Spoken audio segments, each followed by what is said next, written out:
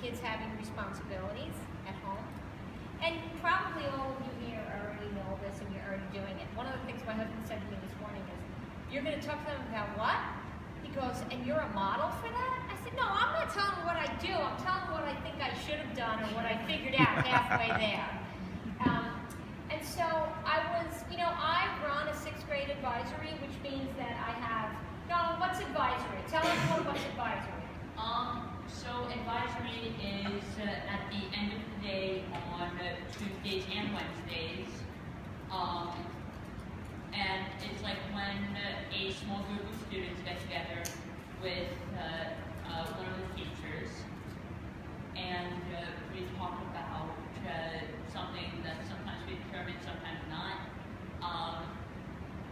We may sometimes veer off topic. That may just be my advisory. And it's usually a lot of fun. So it's a place where we come together in a small community to really support the kids' efforts.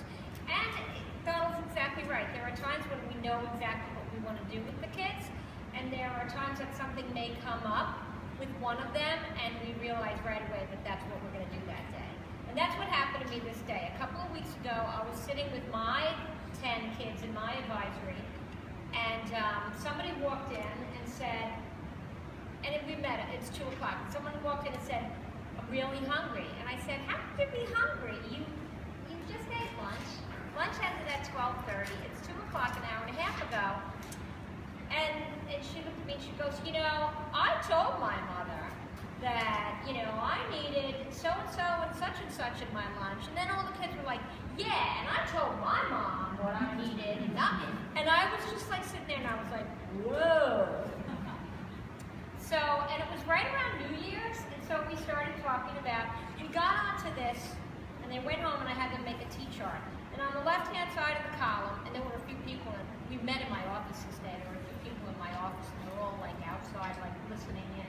On the left-hand column in the chart, it's a T-chart, they wrote down all the things that they do for other people.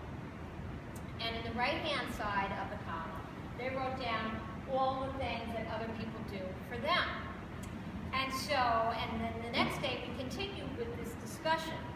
And first we had to have a discussion about what was something that we did for others, because some of the kids were like, homework. I go, oh, you do that?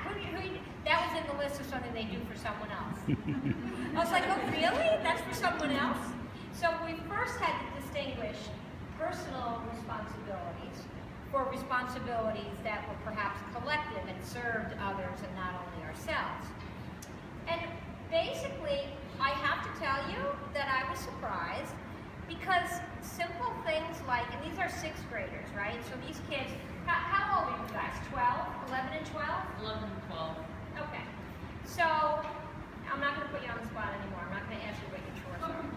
And so, like a lot of kids didn't make their own bed, and a lot of the kids who had told their mom what they wanted in their lunch didn't have time to make their own lunch, because I know the moms have a lot of time on their hands.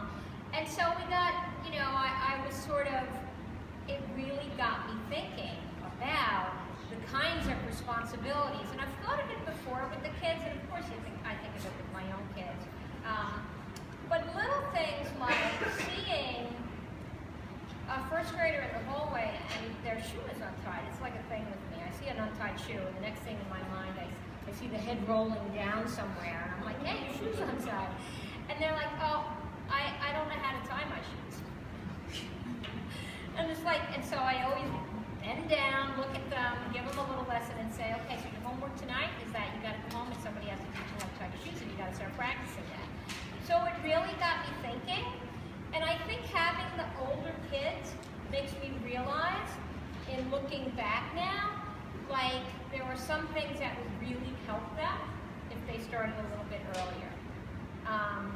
Like this year, departmentalizing 5th grade, I realized, this is really a good thing, because it gets them really ready for that 6th grade. Because during 6th grade, their grades are kind of what we in-house say is, the kids' grades are on us this you, me, their teachers. But next year in 7th grade, those report cards are really high stakes report cards. They're going to be used for the high school search. So every epiphany that they're going to have about their grades, I want them to have this year. I really do.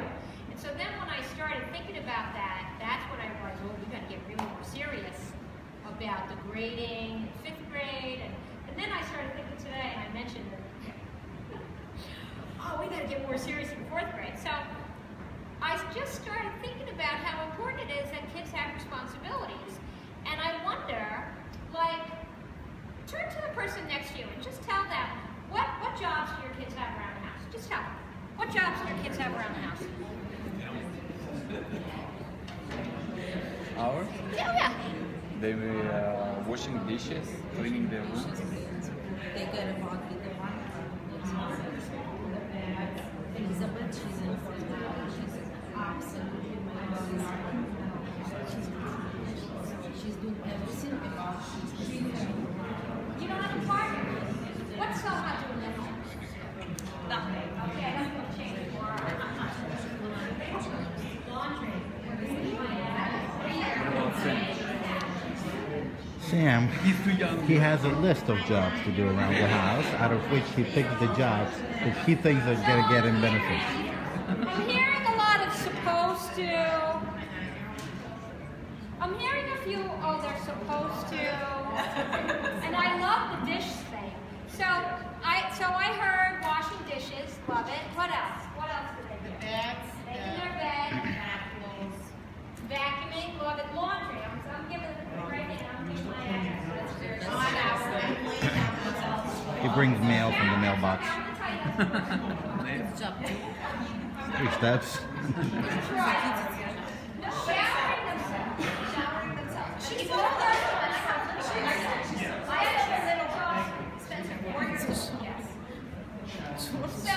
So Anne, They go shopping. they cross 3 roads and do you give them a list and they do the shopping? Well, not like shopping. But if there are a few things, they can go shopping. But yes, So awesome. That's so great. So I thought you weren't coming back. I told her she showed up actually pleasantly. I forgot what the word was, but I'd be happy. I wasn't expecting her. There was no guilt. I don't guilt. So you know what, guys? I think it's really important for your kids to have responsibilities.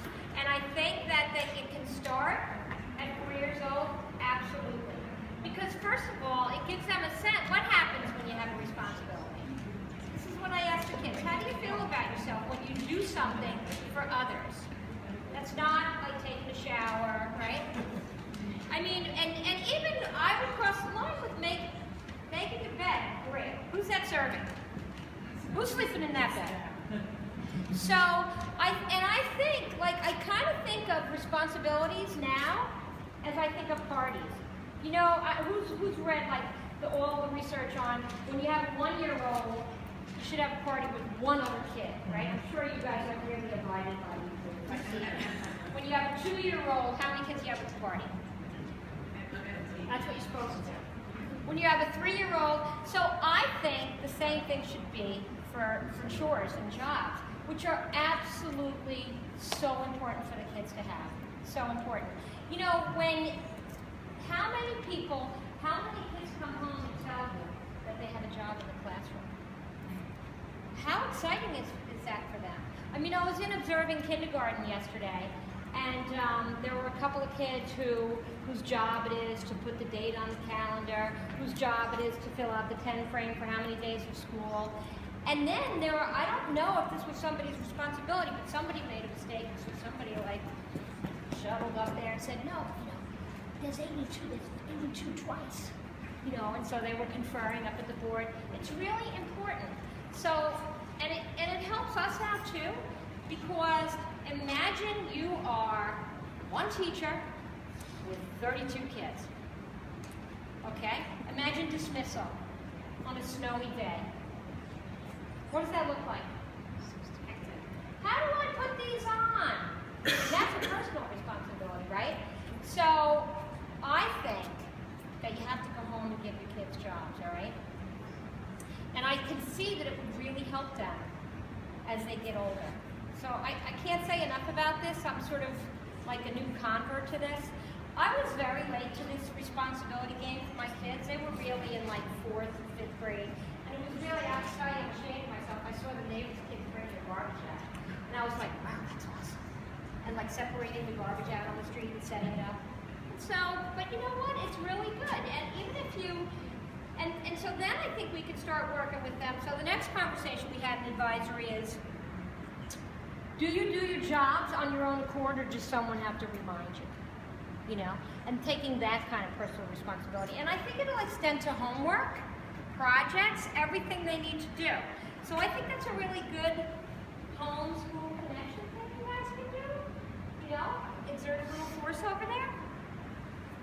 Anyway, that's what's going on there. I don't really have too much on my mind. Today was a very busy and exciting day. You were here. So a couple of things we have. March 26th is going to be an ECHO meeting here. And we will have instructors from Brooklyn Conservatory of Music will be here. And we will have a little demonstration about grass and woodwinds for all the 3rd grade students. So all the 3rd grade students will be at that meeting. And hopefully parents, and I guess we can get this word out, parents of kids who are not in band, so they can get a sense of what happens in band, so that more kids will join band. Band is getting very serious now. We have a concert band, and we have a jazz band, and Tricia and I met with Brooklyn Conservatory this morning to talk about next year.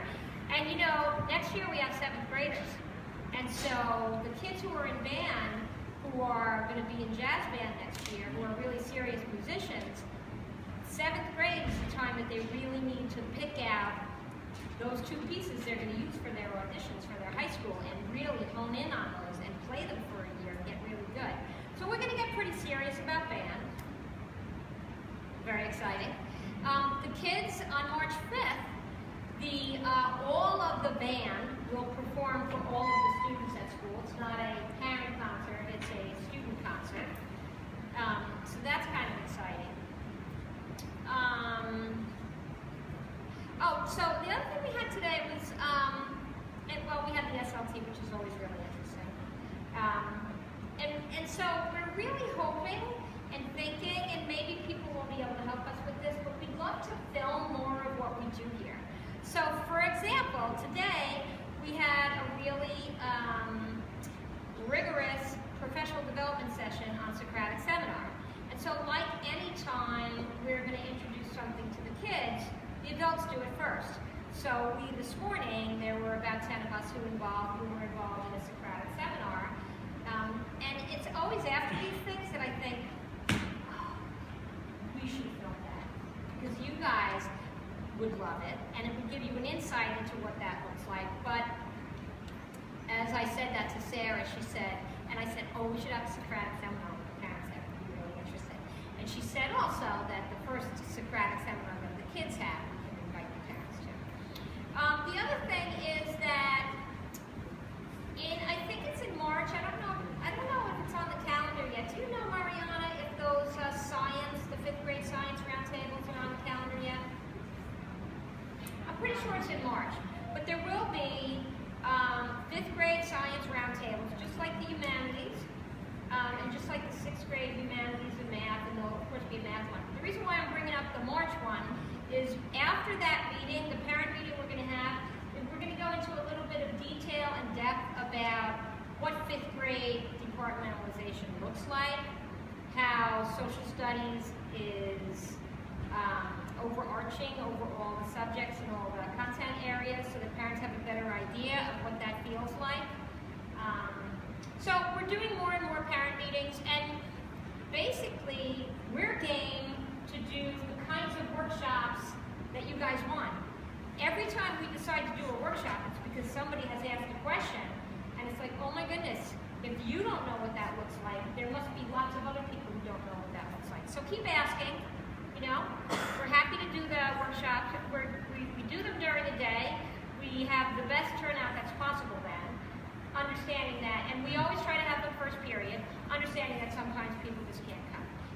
just keep doing more so that you don't, it's not just a one-shot. Does anybody have any questions of me? Just building an idea of the kids taking on responsibilities. Do you think we can start bringing in the daily planners? Because I tried it was in the beginning of the year, but because it's not maybe mentioned in school that he should maybe take it out and write that stuff down. Maybe we can start using that, especially now that they consistently have homework. I would love for them to implement this. They have a planner? Is that what you're saying? No, he has a planner? He has, but he hasn't used it, and I feel But like I mean, do they? it'd be great for organizationally wise just for Yeah. them to know. You know what the problem is? We really don't dedicate a lot of instructional time to, like, sometimes it can take kids 20 minutes to write stuff down in a planner. So that's generally not what they do.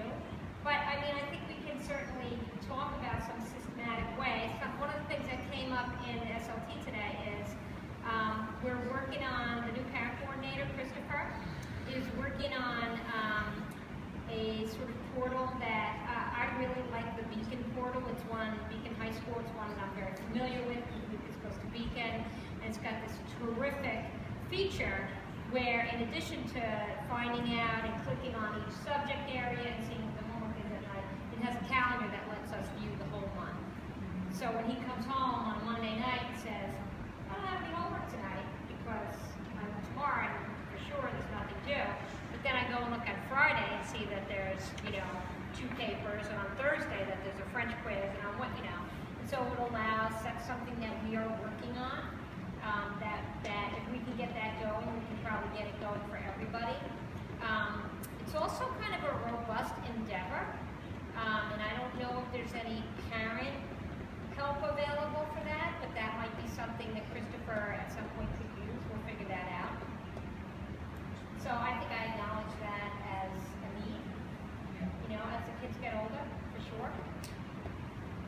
Any other questions? You're a quiet group. Yes, Anna?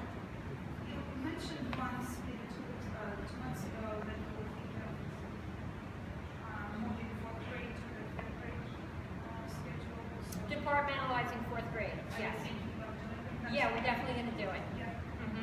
And in regard to the 6th grade next year, are we accepting other students from outside, or So that's a great question. not to, I'm or- so glad you asked that. So here's where we stand with next year's 6th grade. It's so, it's not decided at all. What we have are 83 children right now who are in 5th grade. What we have are 17 who would like to go to another school. We have no way of knowing if those 17 will get into the other schools that are their first choice.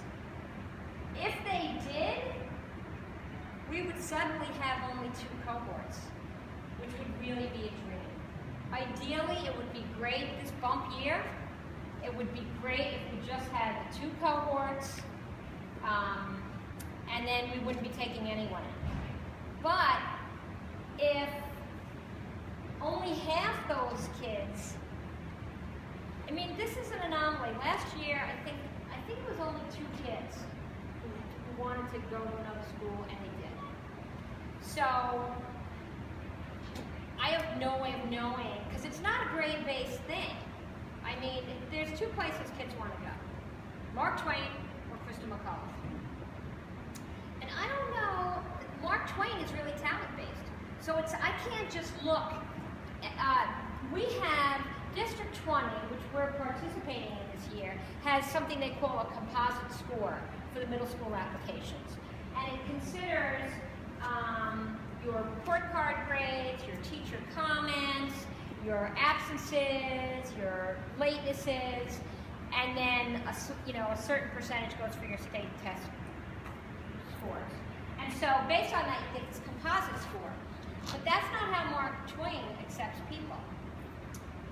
And so then I thought, oh, maybe I could just talk to the principal at Mark Twain and explain, why don't you let these kids, But so I went to enrollment the other day to look at the numbers, and I said, hey, how about I talk to Karen, and she said, this is illegal.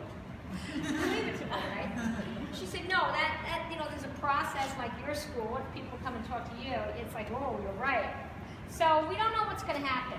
If we wind up that only half those kids go, then we have to create another cohort. And how large of a cohort we take in, you guys know this because you've been hearing it for 6 years now, right? Every student comes with fair student funding that in middle school is around $4,300. So if we need an extra teacher, we need a full class to pay that other teacher's salary. So, not really sure what's going to happen. What size is a full class? A full class is 33. Now, the other interesting thing that's going to happen this year is, I think around 15 of our kids sat for the Hunter test. And you know, that's invitational based on scores. Now, Anderson loses a ton of kids to Hunter, but they're right up there. So we have no data on what's going to happen here, because you know, and people are like, oh, we're going to sit for the Hunter thing, but I'm never going to. You can't say never. If you get invited to the Hunter test, you have to take it. If you get offered a seat at Hunter, you have to seriously consider it. And think about and go up there and see what it's like. And it's a high school. It's a high school that feeds wonderful colleges all over, you know? So I don't know what that's going to be, but I have decided that we won't be taking any 7th graders in, even if we lose those kids. So we'll just wind up with a much smaller 7th grade class size. And there's a reason for that. There's no formal 7th grade process. Hunter is so awkward that they take kids in for 7th grade. And if kids leave us and go to Hunter, the only way for me to get children is to take them off of somebody else's roster. And so when I take them off of somebody else's roster, I'm also taking their funding. And I just feel that that's not really, I don't like that. You know what I mean? I want to work with my colleagues who, you know, I don't want someone coming to grade me, and I don't want to come grade someone else. But, you know, I just think that that'll be the way it is. So we're not really going to know what that looks like. And we won't know what the trend is even for a couple of years. You know, because if you live, you know, eventually your kids are going to go to high school, and they're going to go to high school in Manhattan, a lot of them. You know, some of them will go to high school here, and Valerie and I are looking at high schools now. And one of the things that we would love is some parents want to get involved in that process with us. But, you know, eventually they're going to go to Manhattan, and it's okay. And so, you know, it's something that you really need to consider. But there are some kids who are just not, you know, you're not going to, there are some kids who are just not going to go to the Upper East Side, to 90th or, what is it, 91st and Park? 94. Yeah. So we don't know. We don't know what it's going to look like. And so basically I'm supposed to give enrollment a number for 6th grade. And so I gave them the number of 68. We capped that at 66. And last year we had a couple of kids who didn't show up. And the other thing that I learned is that once kids are placed in middle school, there's no filling. It's not like kindergarten, 1st grade, 2nd grade. I mean, we happily took in another sibling this year, you know, a couple of weeks ago, because somebody left in 3rd grade and a sibling has been waiting this whole time. And like, people don't do that, because once October 31st passes, you don't get funding. But it's like a great opportunity for, you know, that sibling. We want our families to be together, but it's not that way. It's not that way in 6th grade. You can't fill those empty seats. Yeah, Allison. I forget the counselor's name. Valerie? Yeah. Oh. Well, there's two, but Val is one of them. Is Valerie becoming versed in good recommendations for parents that want to prepare their kids for the SHSAT? Because I think that should start in 6th grade. I think that parents who are interested in the Big 3 should start. For those of you that don't know, it's the specialized test for Brooklyn Tech, rock science, and Stuyvesant. Right, but I'm not, you know, I'm not. Well, we have I to- know it's under discussion, We have to prepare for it, as if it's going to but be. could, you know, if she isn't well versed in helping parents steer them towards good tutors or good group programs. Could that be something that she starts researching? We're definitely researching it right now. Oh, you for all are? the high schools. When will Yeah. you know? When will we know, like, what the best places to go Yeah, to tutoring is? exactly. Yep. Because when I was at Brooklyn Tech, and I was talking to the woman who's in charge of their engineering program, and she was saying that the best source, so I asked her, she said, I really don't know because it's not in my wheelhouse. Right. But she said the middle schools are who are going to have that information. Yeah. I mean, I'm sure that we could also find out by partnering with Jody at Anderson, Dr. Levance at Nest. So totally, all things high school are really on our radar. And I would, and I know some of you know about DREAM, right? DREAM, S-H-A, DREAM is a program that is by invitation only. It's for, I guess, Title I families of kids who have certain grades. The DOE invites them to this program of basically prep for the SHSAT, right? And I think, yeah, so a number of our kids got invited, a couple of them got accepted, and so that's really exciting, and that's a 6th grade initiative too. So, yeah, I mean, 6th grade is the time to really start thinking about this. They start preparing kids for 6th grade for this and then they can use 8th grade? Yeah. Absolutely. Yeah. Yeah, sure. 100%. Well, it is on the 7th and the summer. Well, and I think the other thing that we need to really think about, and no, I'm getting myself thinking about college, because we're looking at